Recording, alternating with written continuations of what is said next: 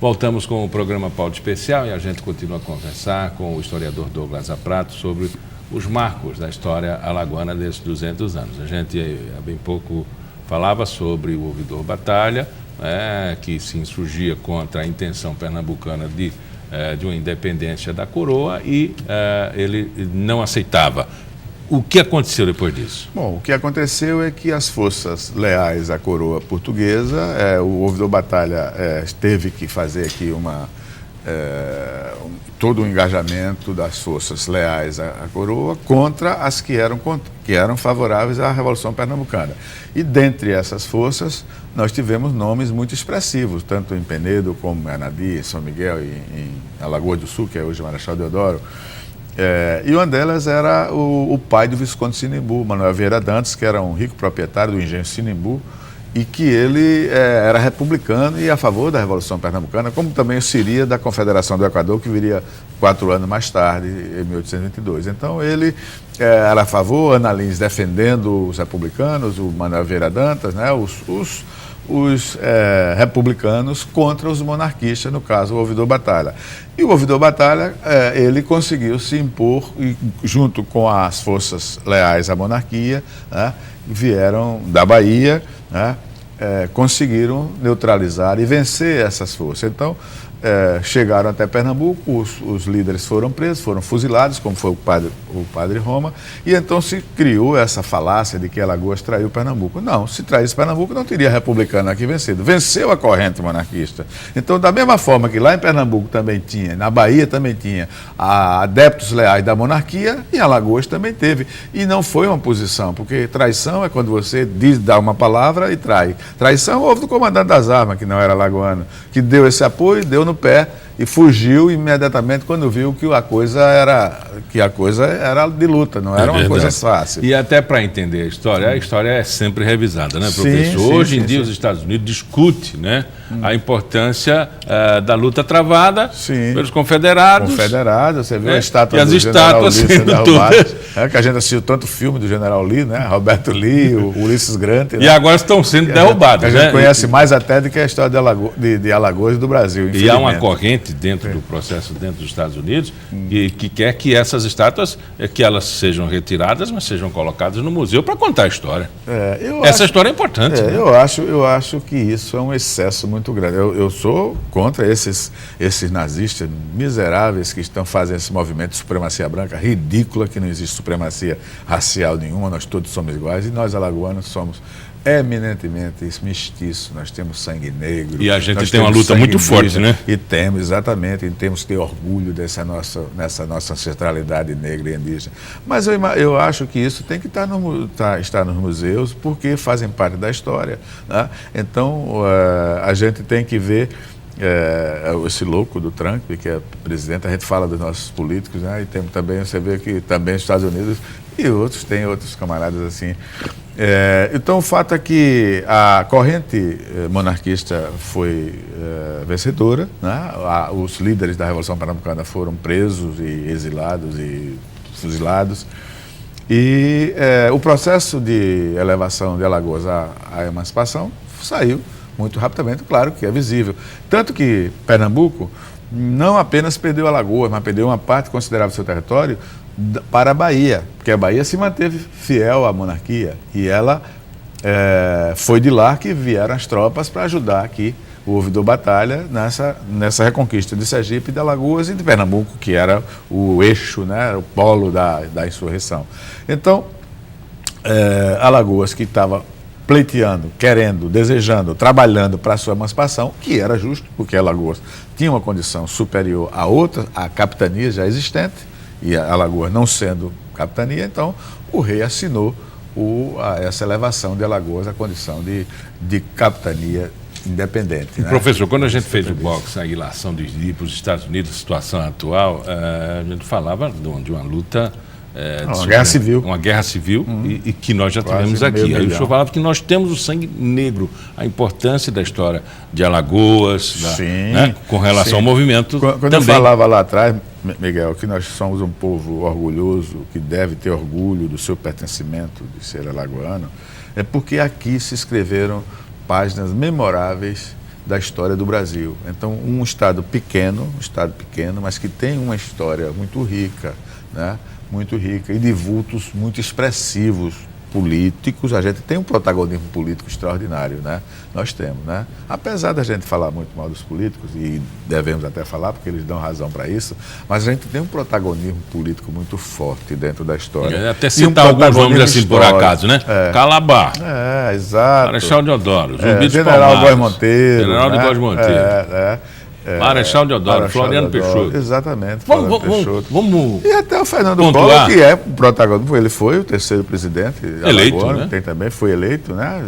Vamos deixar de reconhecer isso aí. O protagonismo alagoano. O protagonismo alagoano. Eu falo do protagonismo alagoano, que é uma coisa existente. Mas a Alagoa já passava a ter um papel relevante na história do Brasil. Você veja que a guerra contra os índios, o famoso genocídio contra os índios, que foi uma coisa terrível, né? Ele se origina no fato aqui em Alagoas, nos Baixio de Dom Rodrigues, quando houve aquela briga do governador com o bispo viajava, até se questiona, o Werner tem um filme belíssimo, e muitos outros, e que não teria, isso foi uma coisa que teria sido arquitetada pelos partidários do governador, quando o bispo ia denunciar. O bispo tinha muita força, naquela época a igreja tinha uma força imensa, né? Ia denunciá-lo lá em Lisboa e naufragou, mas o fato é que naufragou lá nos Baixos de Dom Rodrigo, em Coruripe, e os sobreviventes foram capturados pelos caetés e levados a Roteiro, a Barra de São Miguel, e ali foram mortos. Eu acho que até lá onde é hoje, a memória oral diz que teria sido ali naquele cemitério da Barra de São Miguel, onde eles foram comidos ali, né? Então, isso gerou uma reação muito grande das autoridades portuguesas, que, aliás, queriam as terras dos índios para plantar cana, e os índios resistiam, e queriam a mão de obra indígena para ser escravo, para trabalhar na cana, e os índios resistiam. E aí, então, nós tivemos esse episódio da Guerra dos Bárbaros, como eles chamavam, a Guerra dos Bárbaros, porque os índios não eram bárbaros, eram os portugueses, eram os europeus que estavam querendo tomar a terra dominar, deles. Né? Vim com a supremacia europeia, né? Exatamente, supremacia branca, né? Então a gente tem esse episódio, foi um episódio da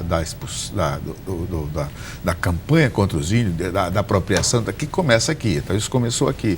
A segunda questão importante na história brasileira, nesse período que antecede a emancipação, foi sem dúvida nenhuma o Quilombo dos Palmares, né? Foi o maior quilombo. O quilombo existia desde o Rio Grande do Sul ao Amazonas, mas aquele mais organizado, aquele de maior amplitude, aquele que foi o maior grito de liberdade das Américas, foi aqui na Serra da Barriga, onde se estabeleceu uma chamada República Negra, onde um governo negro que passou a ter uma amplitude muito grande e da qual o Zumbi dos Palmares emerge como uma figura, outras figuras muito importantes, né? No caso da Acoatune, que era uma grande guerreira, no caso de outros nomes, mas esse quilombo faz parte da história do Brasil como uma grande resistência contra a escravidão, onde os portugueses foram trazer os negros, que existia já um intercâmbio negreiro, escravagista lá na África, e trazer para cá. E o negro passou a ser o escravo e o sustentáculo da economia,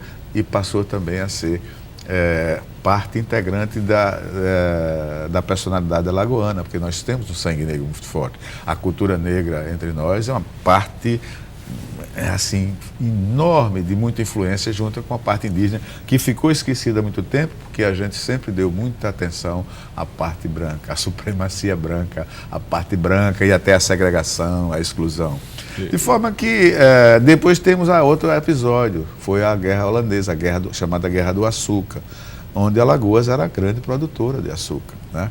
Então eles invadiram a Bahia e em seguida vieram para cá. Então durante 60 anos tivemos o domínio holandês aqui e tivemos não só Nassau, mas emerge também a figura do Calabar, como uma figura extraordinária, que é muito questionada, passou como traidor, que não é, né? Então você veja, só assim, em alguns tópicos, quanto Alagoas tem de radiação histórica na história brasileira. Vamos pontuar dois nomes, Floriano Peixoto e Marechal Deodoro.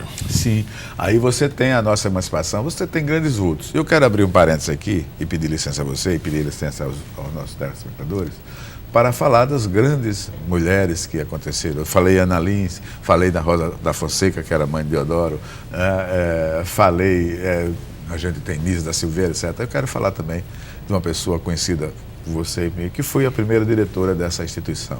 A minha falecida mulher, estou puxando o bairro, mas ela era uma grande mulher, foi pioneira, foi a primeira diretora de jornalismo do Estado, né?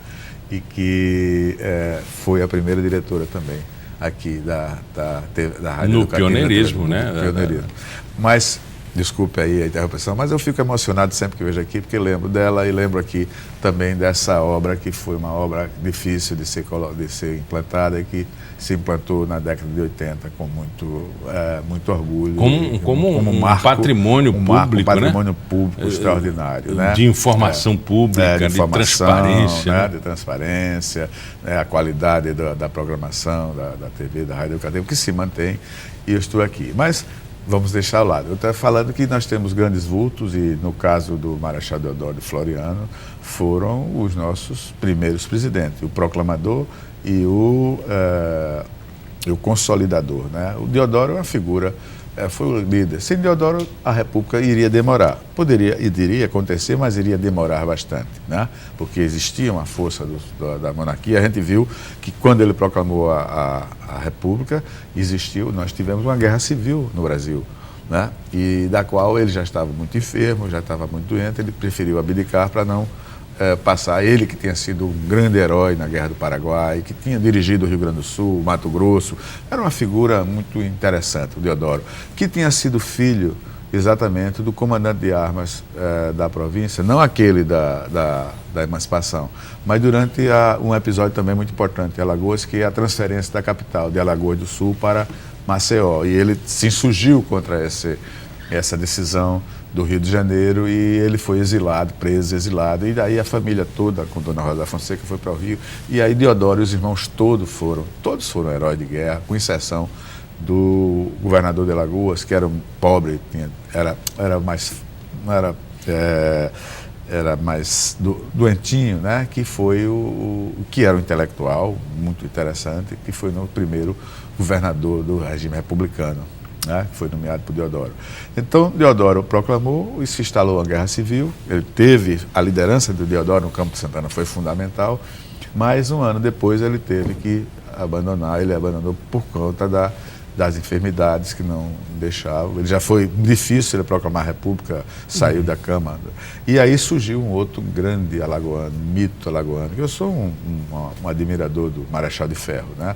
Ele era foi tão herói quanto Deodoro na Guerra do Paraguai também, e ele, como vice-presidente da chapa contra Deodoro, ele assumiu e teve que debelar uma guerra civil. Ele não é muito querido por alguns setores, principalmente o pessoal da advocacia, porque ele mandou prender o Rui Barbosa, mandou prender os juízes do Supremo Tribunal Federal, tabelou os preços na guerra civil, os preços de gênero de primeira necessidade, construiu as primeiras casas populares, né? Era partidário de um nacionalismo, de que o Brasil tivesse uma indústria, disse quando quiseram as forças das grandes potências ajudá-lo aqui, eles não. Como é que são recebidos? Recebidos a bala, né? Foi aquela coisa. Então, nós temos no Floriano, temos depois outro marechal famoso, que foi o general Góes Monteiro, né? O general Góes Monteiro, que teve uma influência muito grande de 30 a 45, todo o regime de Getúlio, ele foi o condestável do regime. E aí a gente tem esses vultos famosos, né? Alagoas, não apenas militares, mas civis. Aí tem Ponte de Miranda, Jorge de Lima, Graciliano Ramos, né? Nise da Silveira, né? As mulheres famosas. Então Alagoas tem uma história bonita. Djavan, né? A gente tem orgulho, eu acho que tem um motivo de sobra de orgulho de ser alagoano e de ser independente, ser um estado independente, embora com muitas demandas e muitas dificuldades. Muitos desafios. E essa é a questão da autonomia. A gente precisa trabalhar a autonomia no sentido da gente ter a cidadania, escolher bem os nossos representantes, os nossos políticos, os nossos governadores, os nossos prefeitos, os nossos vereadores, senadores. A gente tem o cidadão alagoano, herdeiro dessas tradições libertárias, desde os caetés, né, até o Zumbi dos Palmares, herói nacional, Zumbi, herói nacional, dos nossos marechais, dos nossos intelectuais. A gente tem a obrigação de fazer do ato dos 200 anos um ato de reflexão para a gente realmente ter aquelas lagoas que a gente deve ter, de qualidade, de democracia e de oportunidade para todos. Conversamos com o professor historiador Douglas Aprato. Muito obrigado pela entrevista. Obrigado, querido. Pauta Especial fica por aqui. Voltamos no nosso próximo encontro, sempre às 11h30 da manhã, com reprise às 4h30 da tarde. Até lá.